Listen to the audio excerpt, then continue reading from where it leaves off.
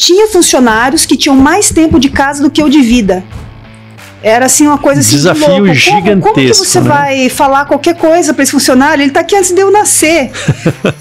Assim, como que você vai falar, puxa, agora nós vamos fazer assim, mas eu faço assim desde antes de você nascer, você usava fralda. Mas assim, a gente teve que ter muita paciência, muita resiliência, essa é a palavra. A gente foi resiliente, foi aos poucos. Tudo passa, a gente pensava muito isso, tudo passa, as coisas vão passar, demorou bastante, mas passou.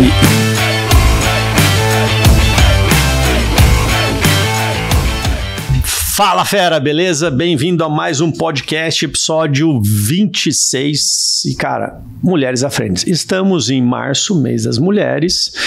Mais do que especial, tem uma conselheira nossa da Brasel aqui no primeiro mandato, a Tati, que está à frente aí de um bar centenário, um restaurante, né? Chama Eden Bar, mas é um restaurante centenário de Campinas.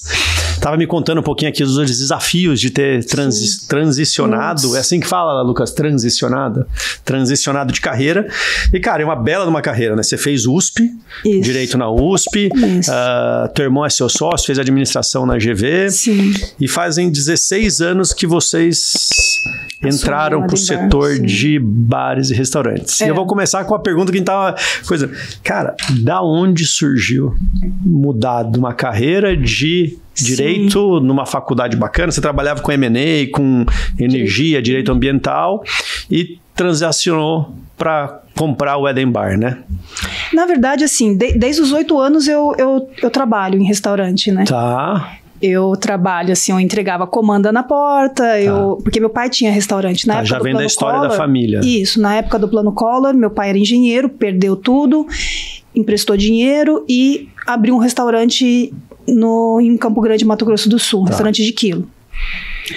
E toda a família trabalhava. Eu entregava a comandinha na porta, eu ficava na balança, eu pegava o refrigerante, depois eu fui promovida a caixa. Mas sempre no ponto de vista do operacional. Tá. Essa que era a minha experiência, né? Era mais ou menos estágio de férias. Saiu da escola e ia trabalhar. Que não tinha folga, não tinha. Não era só era 7x7 lá. Tá. Mas então não era uma coisa completamente estranha para mim, restaurante. Era algo que eu estava habituada, assim. Legal. Apesar de ser na parte operacional, não me era estranho, não me soava estranho. Tá. Eu fiz direito, era o meu sonho. Com o tempo eu senti que não era exatamente aquilo que eu gostava de fazer. Não me identifiquei totalmente com o direito. Assim. Você ficou quanto tempo na carreira de direito? Entre estágio e advogar foram acho que 8 ou 9 anos. Tá, teve uma carreira considerável aí. Sim, eu estagiei cedo, né? Logo que entrei na faculdade, depois foram mais uns 4 ou 5 anos advogando mesmo. Mas era muito complicado, assim, né? Eu sentia que, desde a faculdade, eu sentia que, nossa, acho que não era bem isso, né? Então, surgiu a oportunidade da gente comprar o Eden Bar. Meu irmão veio primeiro, e a gente começou a ver que aquilo não era coisa para uma pessoa só. Tá. Né? Então, eu também acabei decidindo, bom, eu não sei o que eu quero, mas vou lá dar uma força, vamos ver o que vai ser. Você já estava no momento de tipo, cara, o direito para mim não é mais o que vai me deixar feliz. Isso. E eu quero procurar alguma coisa, e seu irmão já estava aqui no processo de compra do Eden Bar. Correto. Tá. Então, em 2009, né, no meio de 2009, a gente começou a administrar o restaurante. O seu Oliveira ficou conosco até o final do ano. Aí, a partir de janeiro de 2010 é que a gente assumiu sozinho. Assumiu 100%. E foi assim, uma época muito conturbada da minha vida, porque assim, foi muito pesado. Apesar que eu tinha clareza do que eu não queria, foi muito pesado abrir mão. do meu diploma, abrir mão da minha carreira, apesar é contraditório, eu não queria. Não, mas é o sentimento de perda. Ao mesmo tempo, aquele luto, acostumado, meu Deus, toda a minha identidade foi definida em se formar em Direito pela faculdade da USP. Né, e você estava contando que seus pais queriam ter feito ótimas faculdades e projetaram isso e deram condições para vocês fazerem. Pois é. Seu irmão fez GV, você fez USP. Isso era o objetivo de vida do meu pai, era proporcionar para os filhos a melhor faculdade possível. Legal. Né, legal. E seguissem carreira longe do restaurante. Tá. Assim, essa era engraçado. Cara, muda da volta. Muda. Então aí a gente voltou às origens, trabalhamos em família e eu acho que foi uma escolha acertada, eu acho que foi uma escolha boa. Inclusive foi seu pai que deu dinheiro para vocês comprarem o Eden Bar. Isso. Então na realidade o mundo dá volta, mas ele ajudou a dar volta também, né? Mas é um empréstimo aí. Fez um empréstimo para vocês. Fez um empréstimo, ainda temos que pagar, mas tá tudo bem. E me conta uma coisa, a gente estava falando um pouquinho, você teve 2 grandes desafios aí no começo da Eden Bar, né? Uma questão cultural, que é um bar super tradicional com o seu Oliveira. Sim. E com menos de um ano vocês tiveram o incêndio. Com alguns meses, na verdade, na administração. Quando a gente entrou, a gente nós não somos de Campinas. Tá. Então a gente não sabia 1% da história do Eden Bar. A gente não sabia o que o Eden Bar representava para os clientes. O patrimônio histórico Exato, e para os funcionários. A gente não tinha noção do que era um funcionário estar há 20, 30, 40 anos na casa. E a gente não sabia também o que representava para os clientes, assim, poxa, os clientes eles contam, eu noivei aqui, eu casei aqui, eu conheci minha esposa aqui, eu vinha quando meu filho era bebezinho, hoje eu venho com os meus netos. Então, a gente Você sabe se é o restaurante mais antigo em funcionamento de Campinas? Olha, não. Lucas, pesquisa no GPT aí pra nós. Qual que é o restaurante mais antigo em funcionamento de Campinas? 136 anos? É que assim, tempo. O Eden Bar, ele existe, mas uma prova formal, que seria registro na junta. A junta é posterior, na verdade. Porque naquela época não tinha, não registrava, abria e começava a funcionar, né? O que a gente sabe é que existia uma revista em Campinas, local, que se chamava Nossos Campeões, que era sobre futebol. E um amigo do... o Eden Bar, o restaurante mais antigo em funcionamento na história de Campinas. Olha que legal. E um amigo do Antônio, que era filho do seu Oliveira, ele era esse amigo dele colecionava, um amigo dele, né? Colecionava essas revistinhas antigas. E ele encontrou nessas revistinhas antigas, que se chama Nossos Campeões, um anúncio, uma publicidade do Eden Bar. Que legal. Que se chamava Eden Bar, e aí falava, acho que era casa de família, até depois eu mostro para vocês. Legal. Viúva da Alcoleto e família, e o telefone era 2513. Só isso. E o nosso telefone hoje é 3231-2513. Até no Bosque tem aqueles banquinhos do Bosque, tem lá, Eden Bar 2513, era o telefone. E manteve até hoje o telefone. Legal. E então, assim, o que a gente tem de prova formal é essa, né? Essa revista, Nossos Campeões, e lá dizia desde 1889. Então, é o documento mais antigo que a gente tem da origem do restaurante. Legal. Então, eu acredito que seja o mais antigo. Agora, de constituição na junta, daí eu não sei. Mas o GPT tende a acertar. Eu, pelo menos, quando eu faço, porque hoje eu uso bastante inteligência artificial, cara, falou pra mim, virou regra. Então, mas que bacana. O Edwin e o Josanete. O Edwin são os 2 mais antigos. Faz sentido. E foi assim, a gente tava comentando, né? Até hoje, quando alguém vai vender um bar, normalmente isso acaba não... Vou contar pra minha turma que eu vou vender o bar. É complexo. Então foi meio que você estava contando, foi meio que uma entrada. Gente, acabei de vender, o pessoal mais novo, vocês eram mais novos, estavam com 20 e poucos anos. E gerenciar uma equipe mais velha de casa, eventualmente até mais velha do que a idade que vocês tinham de casa. Eu tinha funcionários que tinham mais tempo de casa do que eu de vida. Era assim uma coisa assim, desafio louco. Gigantesco. Como que você vai falar qualquer coisa para esse funcionário? Ele está aqui antes de eu nascer. Assim, como que você vai falar, puxa, agora nós vamos fazer assim, mas eu faço assim desde antes de você nascer, você usava fralda. Escutou bastante isso. Muito. Então, assim, foi muito, muito difícil, muito desafiador, assim. A gente teve que ser muito resiliente, a palavra, assim, da moda, mas naquela época não era.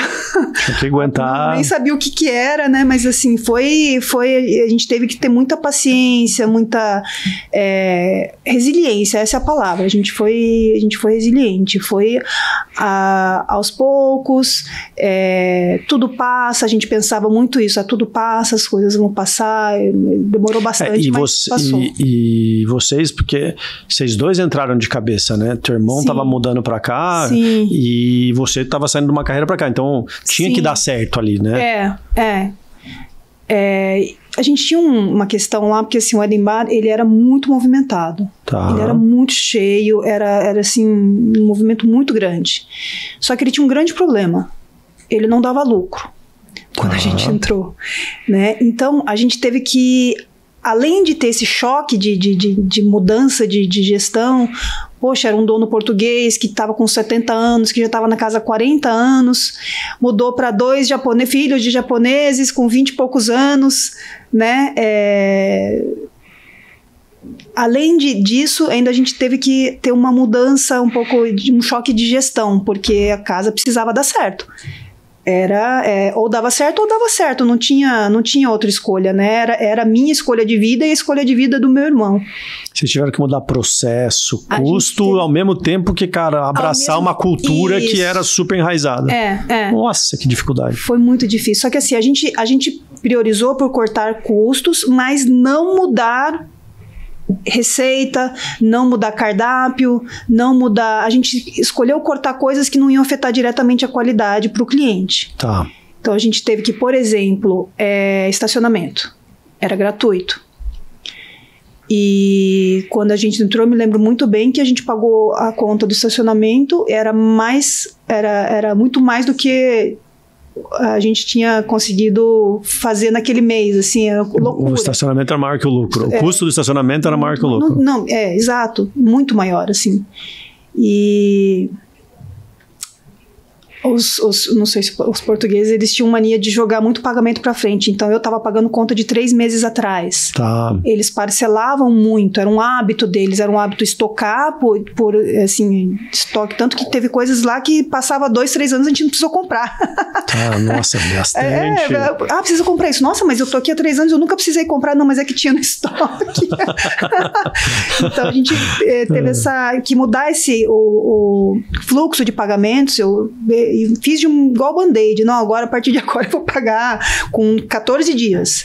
E então tive que pagar de 3 meses atrás e pagando ao mesmo tempo. Então a gente cortou o estacionamento de graça, foi muito impopular na época, mas demais, assim. E você sentiu queda de movimento? 30%. 30%. Depois foi voltando? Aos poucos foi voltando, assim, foi... Mas, assim... Não tinha rede social nessa época? Não tinha, graças a Deus. Imagina se tivesse. Nossa senhora, a chiadeira que ia dar. Meu Deus do céu. Não tinha aguentado. Nossa senhora. Mas a gente procurou fazer esses cortes, assim, coisas que não vai afetar a comida, né? Afetar a qualidade. Então, a gente começou a tirar café de graça, o café era de graça, o cliente podia pegar 3, 4 cafés, estacionamento de graça, os funcionários, eles podiam beber refrigerante à vontade. Então, até era como formada em direito, isso é uma coisa que me preocupava, porque 7 horas da manhã eles estavam abrindo refrigerante para o café da manhã, e era refrigerante o dia todo. Então a gente foi fazendo esses ajustes, esses cortes, mas nunca mexendo no buffet. E normalmente são decisões e ajustes super não populares, né? Pois é impopular pra caramba isso, né? Aí, além de tudo, ainda teve poxa... Então, tiraram isso aqui, puta, mas antigamente podia. Exato, então quer dizer, antes era melhor, que o Silveira era melhor, escuto até hoje, assim, não, porque na época então era difícil. E me fala uma coisa, aí alguns meses depois, vocês passaram por um incêndio. Teve um incêndio numa quarta-feira de cinzas. Que você falou que com o seu Oliveira, 10 anos antes, alguma coisa assim, tinha tido uma explosão. Décadas antes, foi na década de 80, eu acho, a explosão. E no mesma data, né, que foi uma quarta-feira de cinzas, véspera de Sexta-feira Santa, que é melhor dia pro Eden Bar, é na Sexta-feira Santa, né? Tá. e não tinha o que fazer. Veio tudo abaixo. A cozinha não salvava uma panela, não salvava nada. Destruído. Então foram dias muito difíceis. E vocês estavam tomando, cara, com menos de um ano, com 8, 9 meses, vocês estavam tomando pé ainda, tipo, se situando. Sim, ainda não estava se pagando, tava difícil, a gente ia enfrentando muitos desafios, muitos problemas. E aí, para coroar, veio o incêndio, que foi assim... depois que passa, você vê que foi bom. Tá... Eu quero que você me conte o porquê que foi bom. Porque a gente teve a oportunidade de arrumar um monte de coisa que estava errado na parte de estrutura. A gente teve a oportunidade de reformar o salão. Trocamos questões até que eram perigosas, porque eram instalações muito antigas, sim, instalações elétricas. A coifa era um grande problema lá, e as fritadeiras. Então... eu acredito que... serviu para renovar muita coisa. Eu achei que ali foi um ponto de virada pra gente. Apesar que na época a gente não enxergava assim, não tinha essa clareza, né? Ali vocês acharam que poderia ter quebrado? Ali sim, ali foi difícil. Assim, se não fosse o suporte do meu pai, que também ajudou a gente porque a gente estava completamente sem capital de giro. E o restaurante ainda não estava dando lucro. Então, a ajuda do meu pai e do seguro foram fundamentais, assim, tanto o suporte emocional quanto financeiro do meu pai. Então, hoje, olhando para trás, eu vejo, nossa, se não tivesse acontecido incêndio, será que eu teria fechado para trocar a coifa? Será que eu teria fechado para trocar toda a instalação elétrica? Será que eu teria, sabe? Então, assim, eu acredito que as coisas... tem um motivo de acontecer. Na hora você pode não entender que aquilo é pro teu bem, mas com o passar do tempo você enxerga, putz, nossa, aquilo foi ótimo. Foi ótimo, porque a gente não teria tido a coragem. Vou fechar 30 dias e vou reformar toda a cozinha. Vocês ficaram 30 dias fechados? 30 dias. Porra. Eu teria tido essa iniciativa? Cara, eu acho que eu não teria tido essa iniciativa. Vou fechar na frieza... o negócio já tá difícil, tá tudo... agora eu vou fechar 30 dias e vou trocar tudo. Eu nunca teria feito isso. Ninguém faz. Você vê? Então, eu achei que foi por bem. Eu achei que foi uma coisa positiva que aconteceu, um ponto de virada para nós. Tentar achar a parte positiva de uma tragédia, vamos falar assim. Né? Sempre. Mas eu sempre vejo, assim, tudo que acontece na minha vida de ruim... depois de um tempo eu falo, nossa, olha quanta coisa boa veio, quanta coisa que não teria acontecido se essa coisa ruim não tivesse acontecido. Eu sempre penso assim. Legal. Eu até tenho uma das perguntas aqui que é quais seriam 3 dicas fundamentais, a gente está no meio das mulheres, que você daria para uma mulher que é empresária do setor? Olha... essa de tentar achar o lado positivo... essa com certeza é uma. Você, assim... eu acho assim, o ser humano ele nunca cresce quando tá tudo bom. Ele nunca se mexe quando tá tudo 100%. A gente só aprende, a gente só evolui quando acontece uma coisa ruim na nossa vida. Então, eu tenho esse sentimento para mim. Se eu pudesse falar uma dica para as mulheres, as coisas ruins, a gente acha que é ruim. Na verdade, não é ruim. É ruim dependendo do seu ponto de vista. Dependendo de como que você aborda, como você vai lidar, como é que você encara os, né? Então, eu acho que isso é muito poderoso, assim, para as mulheres, esse ponto de qual é o lado positivo, o que está vindo de coisa boa dessa situação, né? O que você pode tirar de proveitoso? Segundo resiliência, ter paciência, não se afligir, eu sempre, o meu mantra não chove todos os dias. Não chove todos os dias. Então, um dia o céu vai abrir, as coisas vão melhorar, isso vai passar, dias melhores virão, assim. E terceiro, o que eu diria é tentar olhar as coisas sempre sob a quadro maior. Ver de longe. Ver de longe.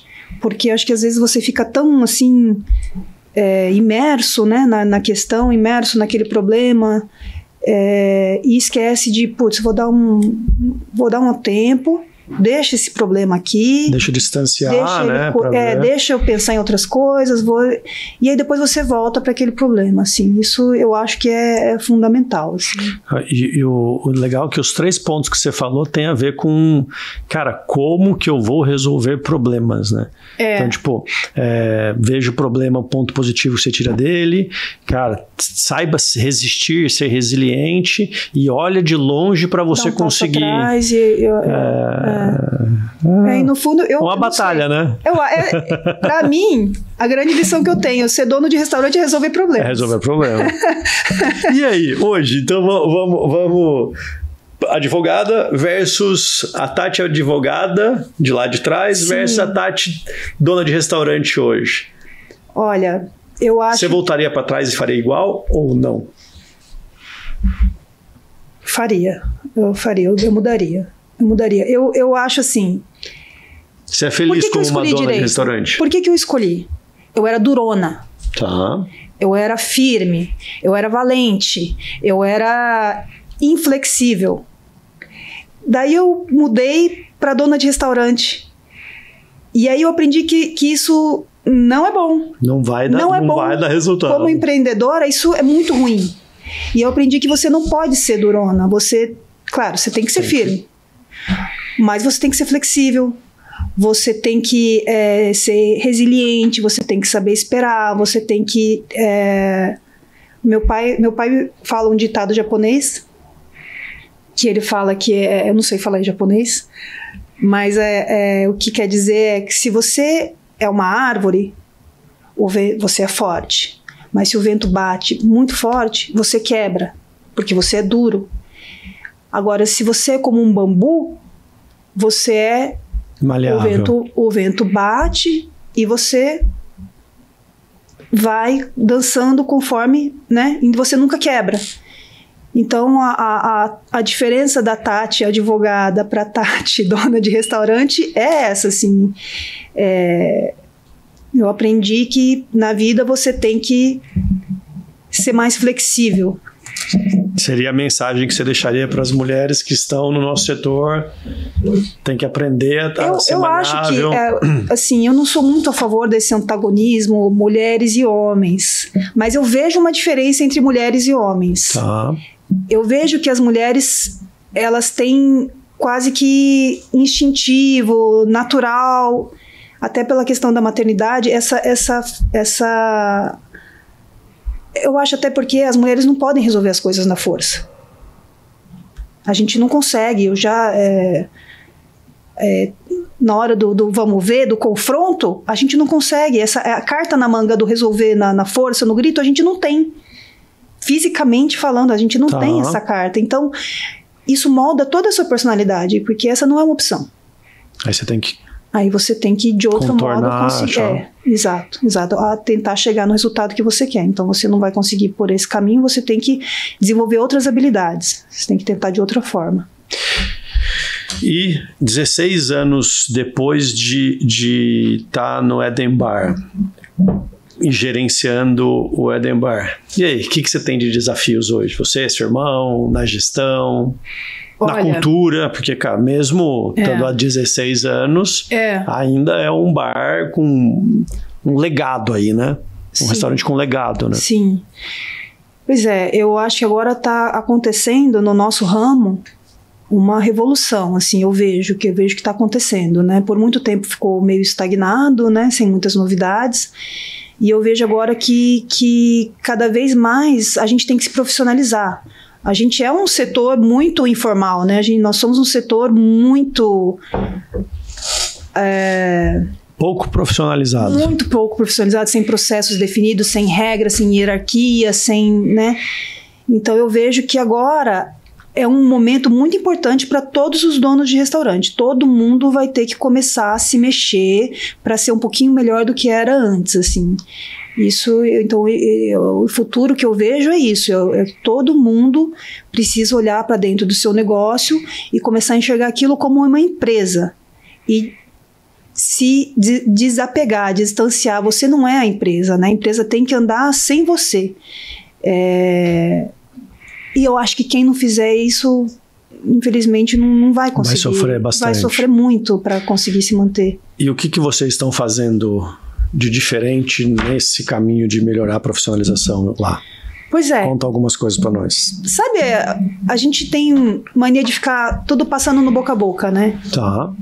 As regras, tudo. Eu falo que a conversa de café. Para pra tomar um cafezinho, passa 3 ordens e depois a galera não sabe o que aconteceu. Aí você não faz mais nada, né? Porque você tem que ficar dando ordem a todo momento. Então isso tem que sair de você. Essa ordem tem que estar escrita em algum lugar para você não ter que ficar falando a todo momento, né? Então, e as regras, elas têm que valer não só...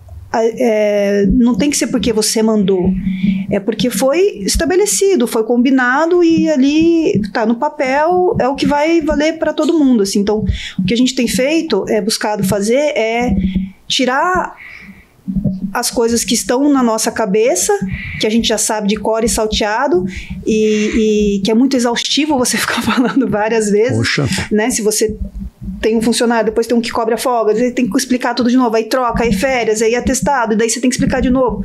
Então... Você vai ser engolido pelo esse operacional e não consegue nunca sair de lá, Exato, né? Exato. Então, o que a gente tem buscado agora, ano passado e esse ano, estão sendo meio que chaves, assim, na nossa administração. Legal. Nossa, a gente não pode ficar aqui ensinando essas mesmas coisas para sempre, né? E para o funcionário também eu acho ruim, para o colaborador eu também acho ruim. Eles têm que ter autonomia. Porque é muito ruim alguém toda hora dizendo para você o que você tem que fazer, né? Então, o que a gente tem buscado isso na gestão é começar a documentar os processos para que cada um tenha autonomia para fazer sozinho aquela atribuição. Legal. E vocês estão fazendo mentoria com o Politi também, né? Eu comentei que vai ter o Politi aqui. A gente tem procurado que coisas diferentes, né? Que coisas diferentes vocês estão fazendo nesse caminho de processualizar, de documentar? Olha, a gente mudou muito a nossa mentalidade em relação a isso. Assim. A gente sempre foi do tipo, nossa, mas meu pai tem restaurante há décadas, a gente tá aqui, a gente já passou por muita coisa, a gente já sabe de tudo.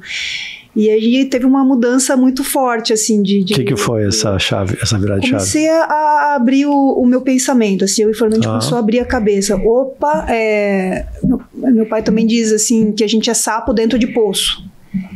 Me explica que essa eu nunca ouvi. Sapo dentro de poço, porque você vive a vida toda no poço e você nem imagina que... Você acha que o mundo é aquele poço, né? Só que quando você bota a cabeça pra fora do poço, você fala, meu Deus, eu não sei de nada. Tem um mundo lá fora. Tem um mundo lá fora. Eu não sei de absolutamente nada nessa vida. Como eu tenho coisa pra aprender. E que foi essa virada de chaves? Você tem alguma coisa específica ou... Olha, a minha entrada no conselho da Brasel me marcou muito, assim, até... Eu gostaria de agradecer. Para mim foi uma grande oportunidade, assim, ver a organização da Brasel. A Brasel é uma empresa, eu vejo como uma empresa que tem organização, que tem hierarquia, que tem orçamento, que tem, né, tudo, regras.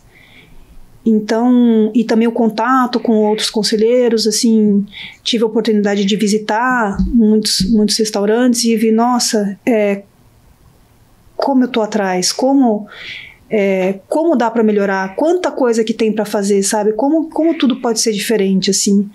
Então, eu acho que foi o mais marcante. Pois precisa pegar esse depoimento e fazer propaganda, viu? Só para avisar. Pô, que legal, cara. Mas me impressionou muito, assim, a organização. Já a galera da Brasel, ó, parabéns para todo mundo. Verdade, aí. Lucas, pois distribui parabéns para a turma aí que vocês estão mandando. Isso é verdade, cara, a galera aqui tá mandando muito bem, véio, muito bem. Quando a gente fala na Brasel Nacional e fala de Campinas, cara, o pessoal enche a boca para falar. Não é nada improvisado, né? Tem uma organização, tem regra, tem estrutura, tem meta.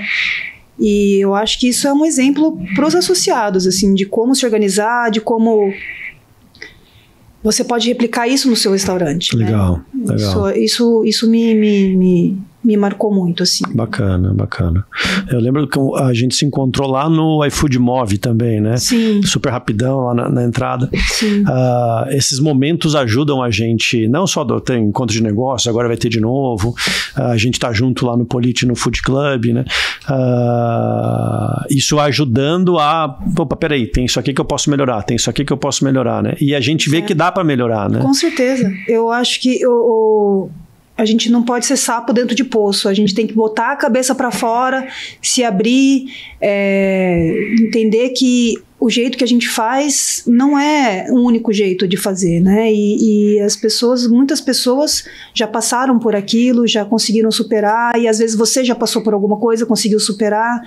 Então essa troca é importante, eu acho que uma chave fundamental para uma pessoa dona de restaurante é se abrir, né, se permitir conhecer outras operações, outras pessoas, abrir a cabeça, buscar aprender. Putz, isso daí, se você não fizer, vai ficar para trás. Não, com certeza. E voltando um pouco aí, dos desafios iniciais, você estava contando, para mim até hoje, eventualmente aparece, mas vai mudar a culinária, o pessoal vai virar restaurante chinês. Vai virar restaurante chinês. Quais os desafios culturais que vocês enfrentam lá não só acho que no mercado inteiro, né? Uma mulher gerir um restaurante e ainda mais pegar um restaurante de origem diferente, portuguesa, Sim. com uma raiz super forte. Pois é. Mas assim, primeira coisa, nós somos descendentes de japoneses. Tá, não é chinês. Porque todo mundo pergunta, é chinês, é coreano. Perguntam tudo, até se eu sou tailandesa, mas não perguntam se eu sou japonesa. Então, nossa origem é japonesa, meu pai é japonês, veio do Japão com 9 anos de idade, minha mãe é filha de japoneses, né? Então, do lado da minha mãe, eu sou neta de japoneses. Mas assim, o que eu acho a gente fez questão de não mexer no que estava dando certo no restaurante. Que é toda a história. Que era a qualidade da comida, que era a receita, que era o que era colocado. A gente procurou até incrementar, né, melhorar. Mas, assim, nessa parte, a gente não... E quando vocês compraram, a mentalidade já era essa, cara, vou pegar essa história e vou passar para frente, ou não? Vocês pegaram uma operação pensando em fazer ajuste, por exemplo, que é o medo de transformar num chinês? Não, nunca pensamos nisso. Nunca pensou. A cabeça era a empresa, eu estou comprando uma empresa, vou deixar essa empresa ficar boa, administrada. Isso. Porque a gente via que ela tinha um ponto muito forte, que era o movimento, que era os clientes, que era a tradição, mas precisava ajustar algumas questões de gestão, né? Então a gente procurou mexer nessa alavanca, nessa questão. A outra que estava funcionando bem, a gente não mexeu. Receitas antigas. Decisão super acertada. Super, e assim, eu aprendi muito no Eden Bar, assim, que a qualidade do produto é muito importante. Então, eles usavam uma coisa que é muito cara, que é o creme de leite fresco. É assim, muito mais caro que o creme de leite enlatado, mas eles sempre usaram creme de leite fresco. Isso a gente não mudou, porque isso faz toda a diferença na qualidade da comida. Carne, né? Eles tiram para temperar 3 dias antes, a carne dorme 3 dias no tempero, né? E eles usam tempero a roda, assim, folha de louro, alecrim, tomilho, assim, vinho, usam muito azeite, e isso leva o custo lá em cima. Vai puxando para cima, com certeza. Só que a qualidade também... Mas você não pode mexer nisso, a gente tinha isso, não, aqui não dá para mexer, nessa parte não dá para mexer, vamos mexer nessa outra parte. Então, nunca foi nossa ideia chegar lá, agora vai virar outro tipo de culinária, outro tipo de restaurante, nunca foi. A gente entrou, vamos manter esse movimento e vamos ajustar a parte administrativa. Não, legal. Não, muito bacana. E me conta, você e seu irmão são sócios? Correto. E eu trabalho com o irmão, já tive altos e baixos. Hoje ele tá super bem, já apanhamos, sofremos bastante. Já brigaram de tapa? Cara, a gente quase, pra te falar a verdade, teve uma vez... Cara, Eu até já contei pra turma, né? A gente teve um episódio super difícil aí em março de 2024, que meu irmão tava com burnout e tal, e nessa época a gente tava batendo de frente. Teve uma vez que a gente quase foi pra mão. A gente brigou uma vez jogando bola, quando eu tinha 13, 14 anos, depois nunca mais. E essa vez a gente tava, mas não era o restaurante que fez a gente, mas o ambiente era aquele e a gente tava os dois estressados, cansados, e enfim. E a relação de irmão é ótima porque, cara, não interessa. Eu brigo com você, mas se ninguém briga com meu irmão, se brigar com meu irmão, eu vou no pescoço pra defender meu irmão, mas eu posso brigar com ele. Sim. Então tem uma lealdade absurda, mas, cara, a gente tem liberdade demais e aí... tem muita intimidade. E aí bagunça, né? E aí, como que é trabalhar com o irmão? Então, isso a gente fala bastante, assim, que a grande vantagem de você trabalhar com o irmão é que você pode quebrar o pau, mas no dia seguinte... Vem aqui, a gente é irmão, vamos pra cima. Exato, você continua sendo irmão, você nunca vai deixar de ser irmão do seu irmão, não é? Então, a gente tem as nossas diferenças, mas eu acho também que com o tempo você vai vendo, cara, você tem que ter tanta energia para as outras coisas. Eu não tenho mais energia, eu não tenho energia para ficar discutindo, para ficar brigando, isso a gente não tem mais.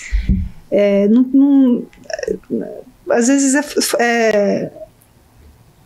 eu acho que às vezes a discussão, a briga, às vezes a gente não se dá conta que aquilo demanda muita energia. Gasta, né? Consome. Gasta. E aí o que você gasta fica lá, pesado, você não consegue gastar com outras coisas, você não vai ter energia para fazer as outras coisas. Então eu procuro poupar energia, a gente tem muito isso, sabe? Nenhum dos dois tem mais 20 anos, então a gente não consegue mais. Cara, vamos focar, vamos gastar onde que precisa. Nossa, a gente tem Vocês têm papéis, como que vocês se organizam? Vocês têm papéis, responsabilidades diferenciados, que você cuida dessas áreas, eu cuido dessa, a gente senta uma vez por semana para conversar, não senta? Como que vocês gerenciam?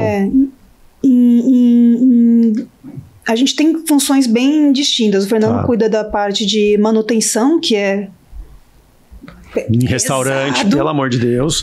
Cara, eu brinco desde que... limpar a privada entupida, eu brinco subir que, cara, no telhado. Você faz um plano de negócios, né, um BP financeiro de um restaurante, você pode acertar todas as linhas. A linha de manutenção, você vai todo. Eu não conheço uma pessoa que fez um plano de negócio e acertou. Você sempre acha que vai gastar X e acha que gasta 10X do que você estava imaginando. Exato. É impressionante como que gasta. No sábado e no domingo, né? Não, nossa. Então ele cuida dessa parte, porque é pesada, né?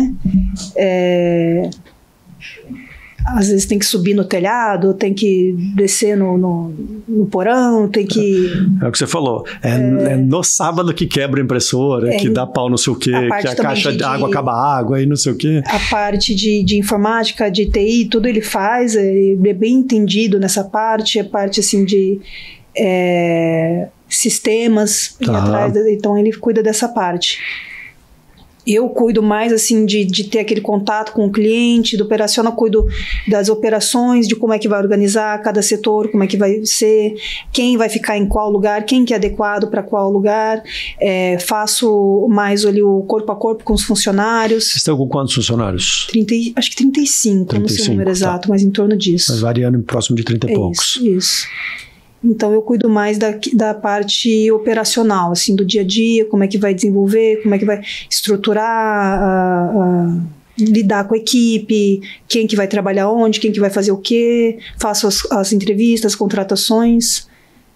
Legal. E a equipe de vocês, como que é estruturada? Vocês têm um segundo nível de liderança? Ou hoje ainda vocês estão super... Isso é outra coisa que a gente está querendo desenvolver. A gente tem abaixo da gente uma gerente. 2 gerentes, né? Uma gerente da manhã e uma gerente da noite. Mas a gente quer... Mesmo esses gerentes, eles ficam sobrecarregados. Com certeza. Então a gente quer agora, esse ano a gente está desenvolvendo lideranças abaixo da gerência. Isso seria uma meta aí para esse ano, desenvolver encarregados, né, de setor, líder de setor, para darem suporte para os gerentes. O líder daquela função, daquele setor de atendimento, de cozinha, quem de tal, que vai chegar na gerente, que vai subir. Isso mesmo. Eu acho que é uma evolução aí super... todo restaurante que tá saindo da informalidade, ele tem que ir para ele. Tem que seguir esse passo. Tem muito mais coisa que a gente precisa gerenciar. Antigamente era só chegar e dar ordem, não. Agora tem que gerenciar, fazer toda a parte de RH, de tal, que a gente não fazia tanto como antes. E cuidar do marketing, né? Que antes não tinha, né? Antes também. Você pagava um anúncio na revista e tava tudo certo. O Silvio, do Bonelli, ele era marqueteiro, né? A gente sempre conversa sobre isso. Vai ter o podcast dele, o próximo, e ele falava, Matheus, antes, cara, tinha 20 revistas em Campinas. Era fácil, agora não, agora tem que fazer tráfego pago e não sei o quê. Pegar dados. Não, tá muito bacana. Deixa eu te perguntar, hoje,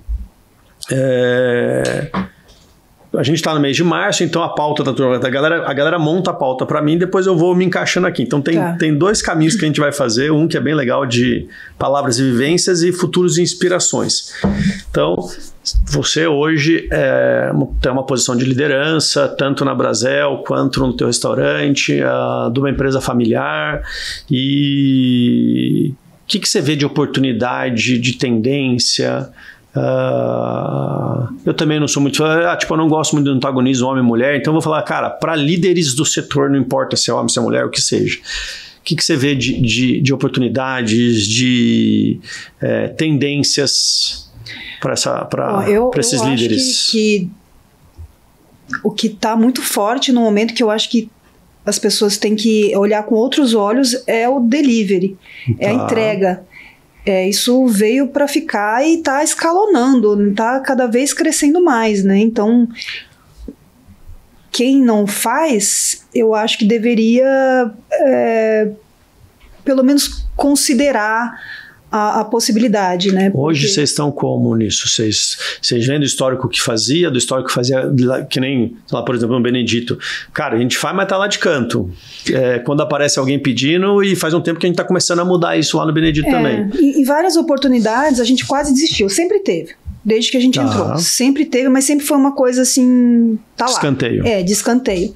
E por 2 momentos que a gente, por muito pouco, que a gente não chutou pelos ares, e graças a Deus, porque se eu tivesse chutado pelos ares... A pandemia tinha sido pior.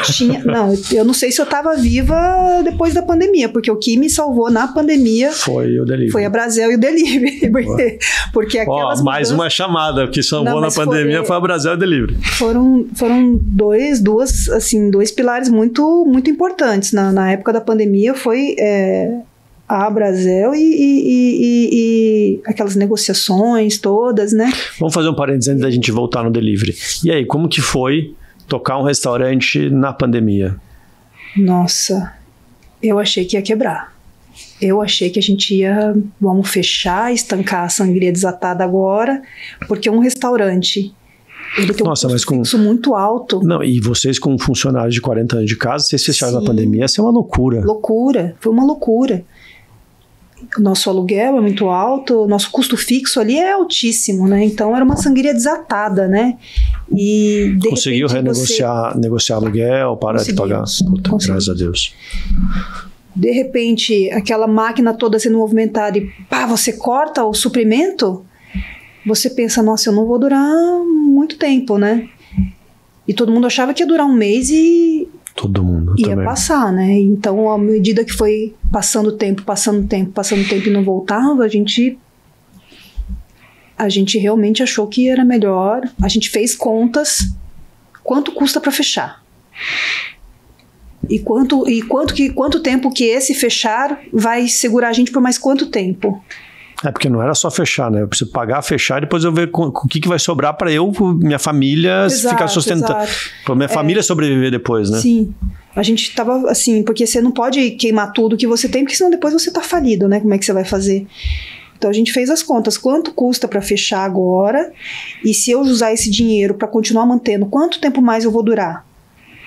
Né? Daí a gente escolheu continuar e chuta do jeito que dá, vai do jeito que dá, vamos, né? Sem saber o que vai acontecer, não tinha forma, não tinha regra. Nenhuma, dançando assim, conforme a música, o ritmo que tocava, você tinha que dançar, né? Sim. Nossa, eu lembro. Foi assim, agora é samba, beleza, vamos sambar. Agora é valsa, beleza, vamos dançar. Tava mais para músicas fúnebres do que para samba, mas eu lembro. Exatamente. Então era assim, o mestre mandou. Então o mestre mandou fazer isso, agora vamos para isso. A gente, era uma questão de sobrevivência ali, né?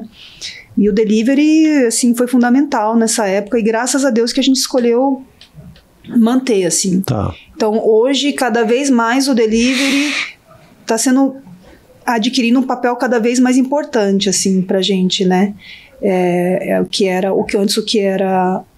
era marginal, está cada dia mais crescendo. E se você for ver, para você conseguir escalar, para você conseguir... Com certeza.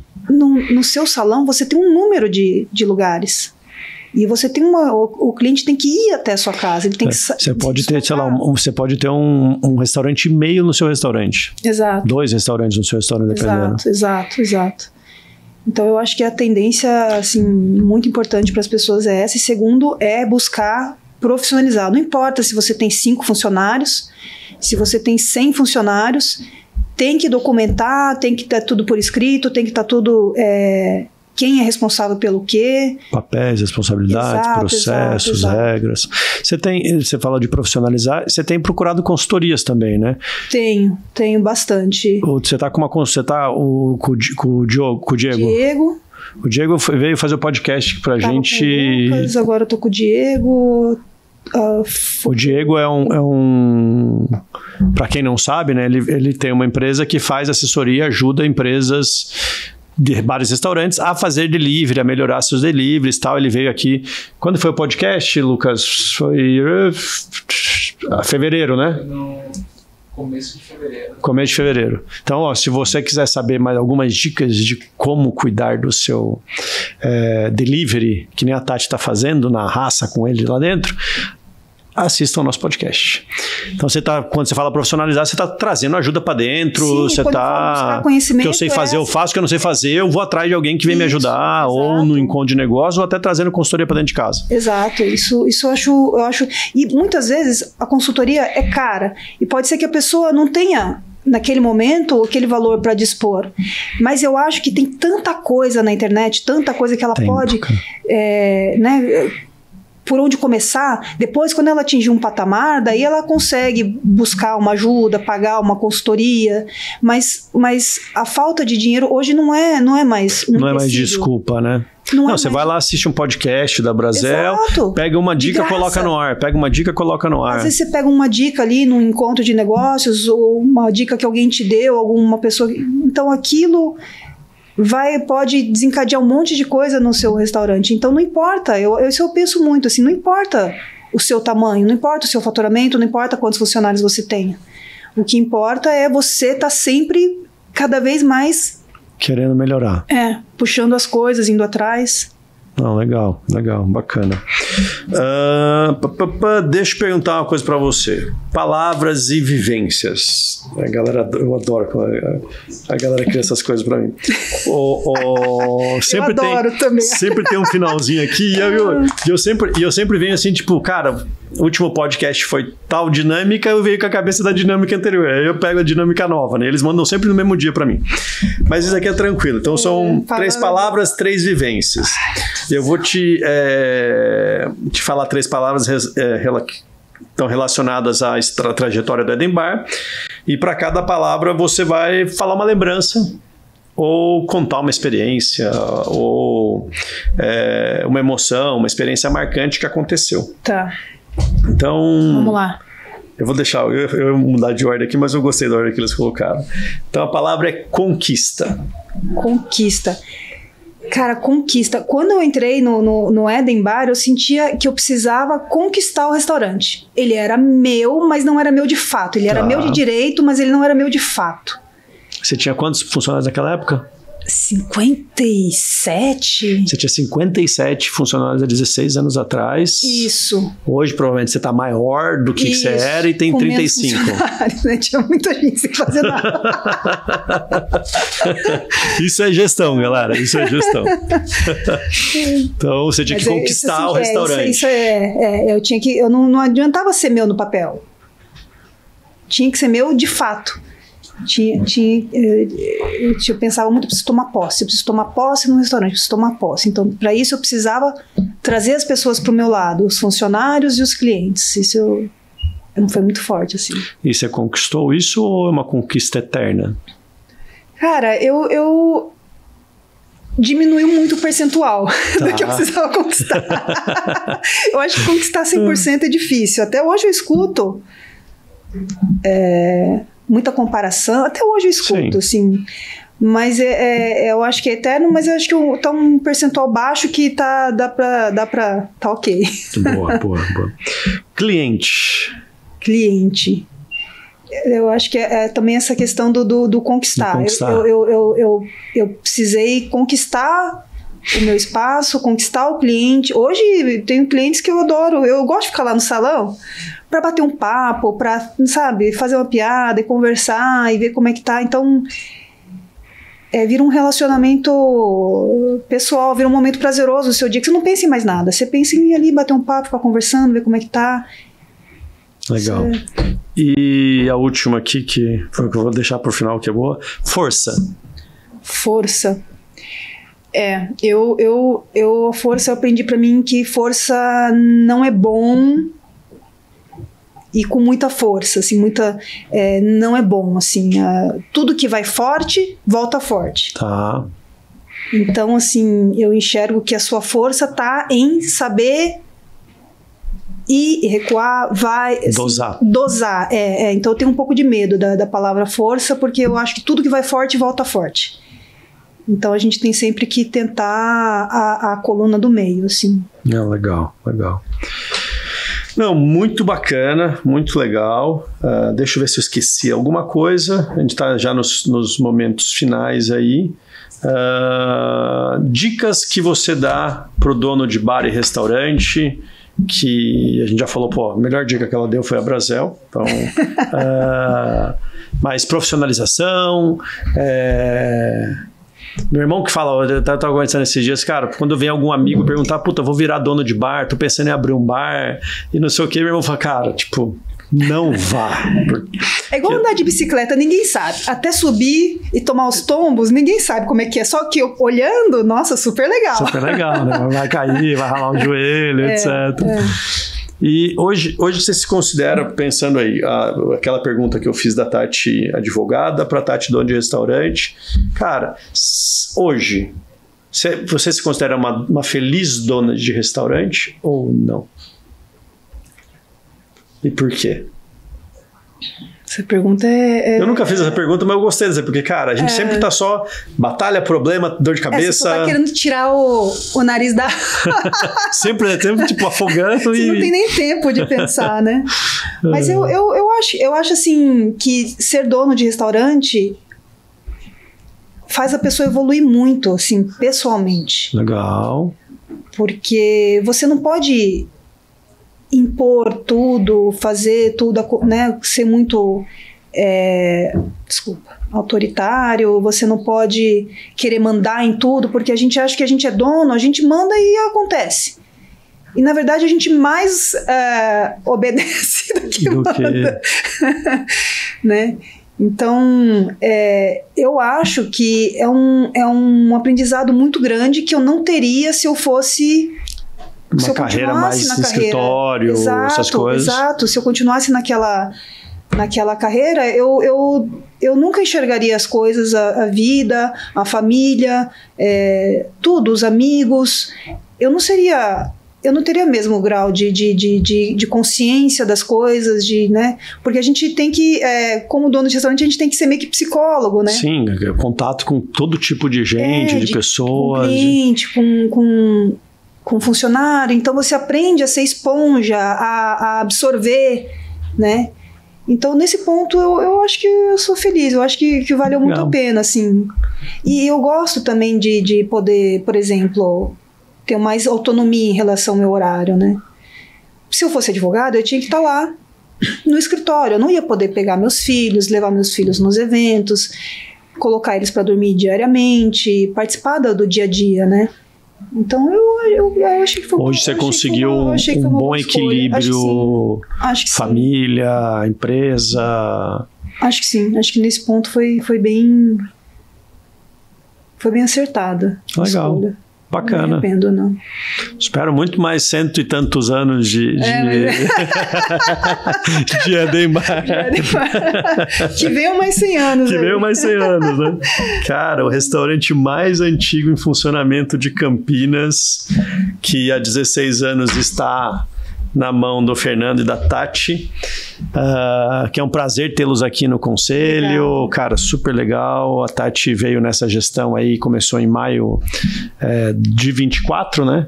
E, cara, tá sendo muito bacana poder dividir essa mesa aqui. Essa aqui é a mesa que a gente faz a reunião de conselho, dividir essa mesa com vocês. Eu só tenho a agradecer também. Para mim é uma honra estar aqui sentada nessa cadeira. Até fiquei surpresa e um pouco com medo, mas vai de boa. Mas ao mesmo tempo agradecida. Assim, é uma oportunidade. Eu acho que é uma oportunidade e uma bênção estar aqui. Obrigada. Que bom, fico super feliz. Prazer tê-la aqui. Galera, a gente tem... Que recado que eu preciso dar? Falar de novo? Vai ter o seu do 1º de abril e depois do Polite. Mas o meu 1º de abril já... Não, vai ter 1º de abril...